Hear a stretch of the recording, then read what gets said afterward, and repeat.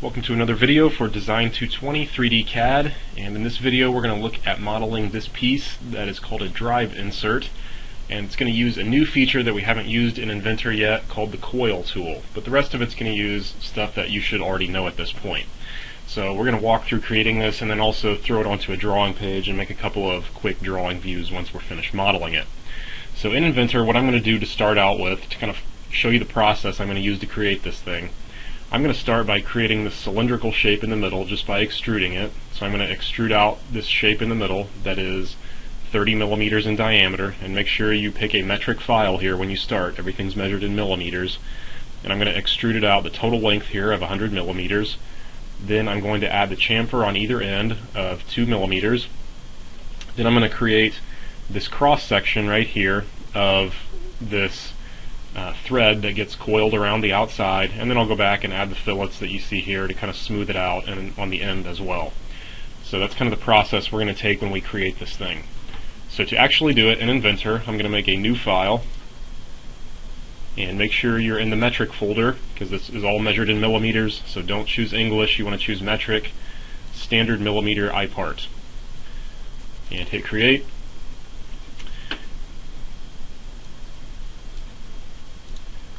And just like with everything else, I'm going to start with a 2D sketch, but this time I'm not going to draw on the XY plane. This time I'm going to pick the YZ plane just because it works out a little bit better for what I'm trying to do.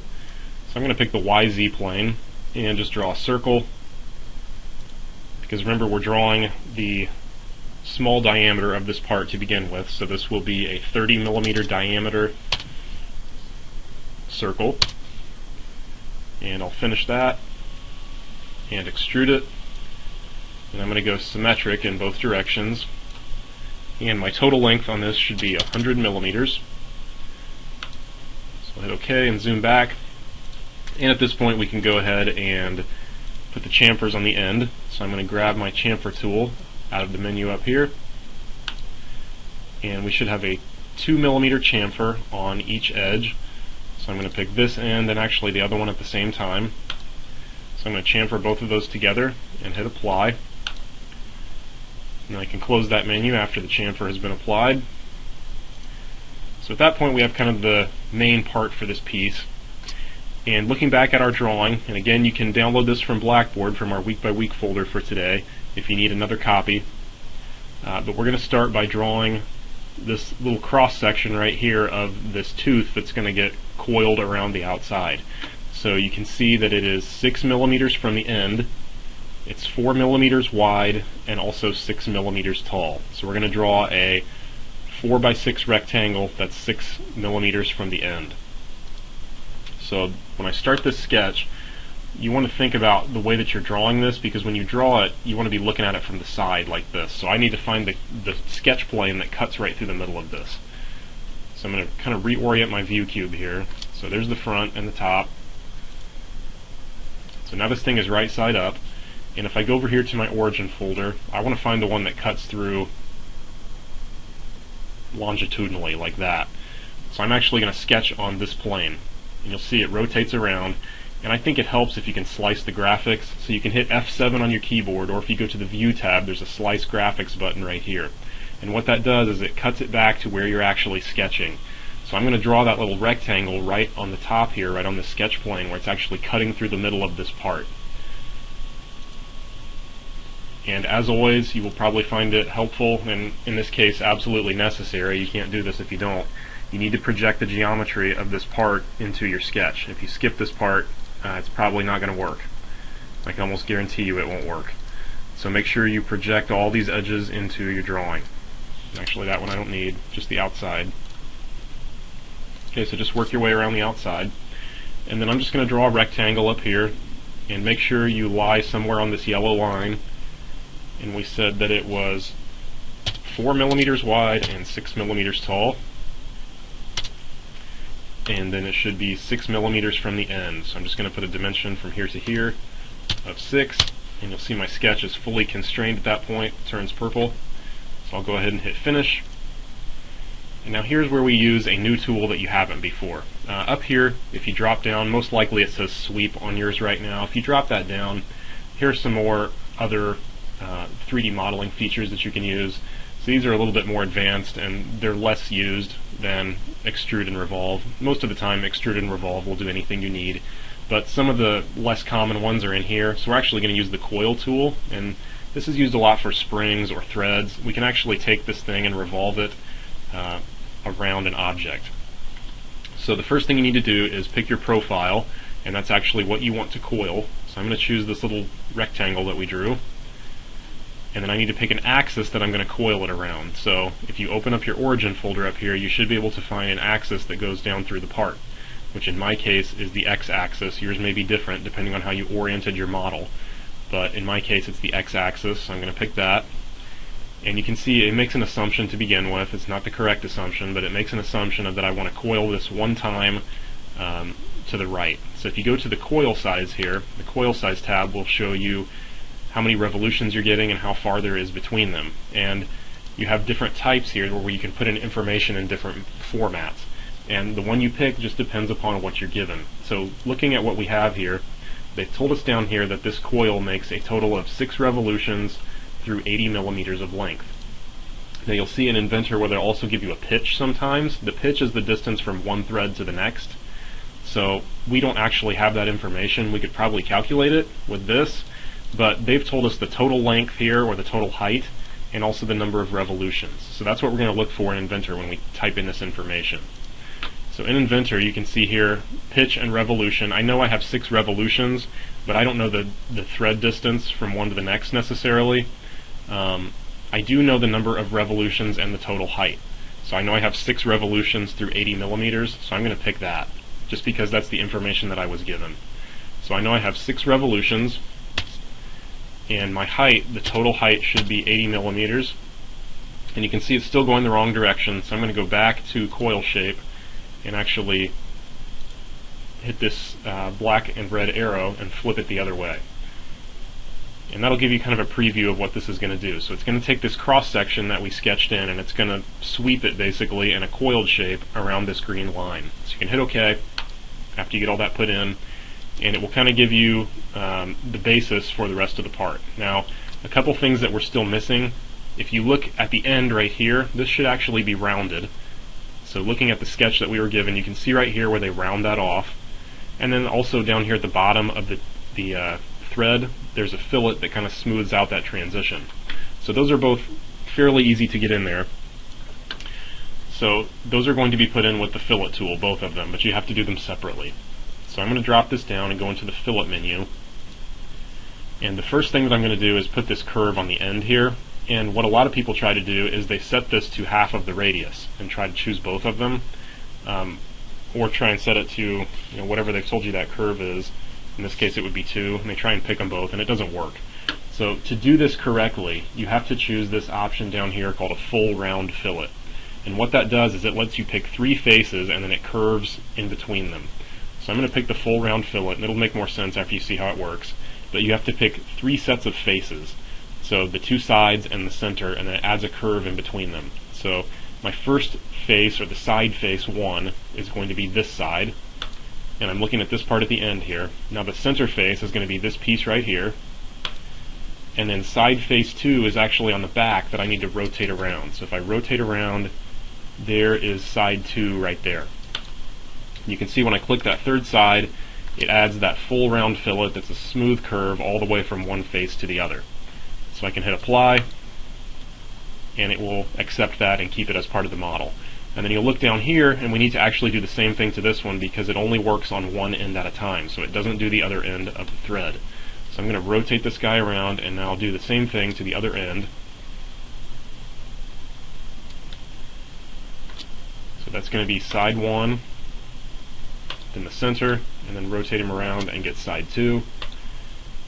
And there is your other full round fillet. So I'll hit apply and cancel or close. Alright, so the only thing we have at this point is to add the curve that goes across the bottom here to smooth this out. And looking at our drawing, that would be represented by these measurements here. So we have a 3 millimeter radius at the bottom of the thread all the way around. So I'm going to do the fillet to put that in there.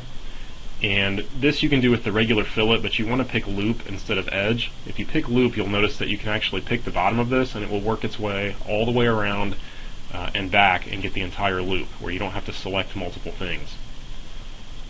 So you actually want to choose right there as your selection. So make sure you don't get the top as well. You can see how here it's highlighting all kinds of things. You actually just want the bottom right there. So I'm going to put in 3 millimeters as my radius. Make sure you have loop selected, not edge, not feature, but loop. And I'm going to pick the bottom right there. And you can see it'll give you a little preview, and you can hit apply. And then close out that window. So we have the whole part modeled at this point. And really is not as bad as it looks. It does take a couple of tricky new features, but for the most part it's pretty painless. So the final thing I'm going to show you on here is how to add a different material type onto this. So you can see up here where it says default, I've got all these different material types, and I want to actually make this chrome to match what they're doing here.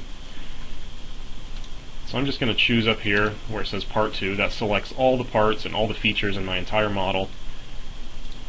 And then I'll choose default up here and switch it to polished chrome. And you'll see that it changes the appearance for the model and gives it a little bit more realistic appearance. So I'm going to go ahead and save this. And we'll just call this Lab K for right now. And we'll go ahead and close that out. And then quickly I'll show you how to set up your drawing page for this project. So I'm going to go to New, choose my Ivy Tech template, go to Create,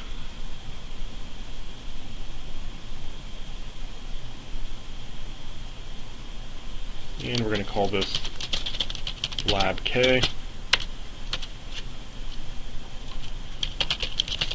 Put in my name and the date.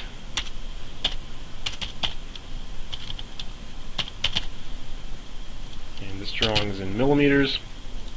And the scale, I'm just going to guess, is going to be 1:1. And hit OK. And there's my title block ready to go, so I need to put a drawing view in here now. So I'm going to go up and pick my base view, and I'm going to choose the model here in the search folder. I want to make a drawing of Lab K, so wherever you save that file, navigate and pick it, and I'll go to Open. And I'm just going to use this view right here as my front view. I'm going to place it at a 1:1 scale up here roughly.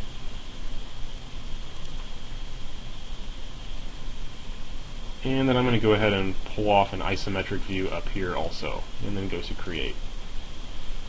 So I'm going to drag that isometric down here where it fits a little bit better on the page, and just pull this down a little bit as well. And the isometric, I'm going to double click and set that to be shaded, and hit OK.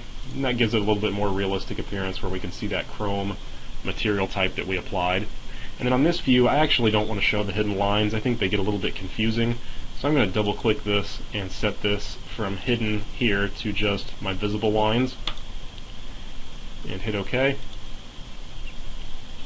And at this point you can go ahead and start doing some dimensioning here. So really, if you wanted to just copy the dimensions that they're showing here, that would probably get the job done. So you can go ahead and go to Annotate and just grab your dimension tool, and you'll notice when you dimension this that it comes in inches, which normally would be okay, but for this part we've actually done a metric part, so that's not really what we want.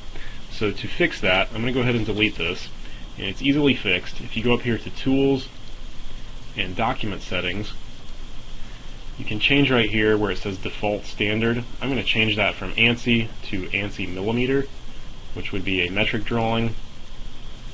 Hit Apply and close, and if you try and dimension it again, that should correct your issues. Go ahead and grab my dimension tool and put that same dimension on from here to here. Now you can see it's reading out in millimeters like we wanted. So at this point you can go ahead and basically just grab your dimension tool and start placing any of the necessary dimensions on here that you would need.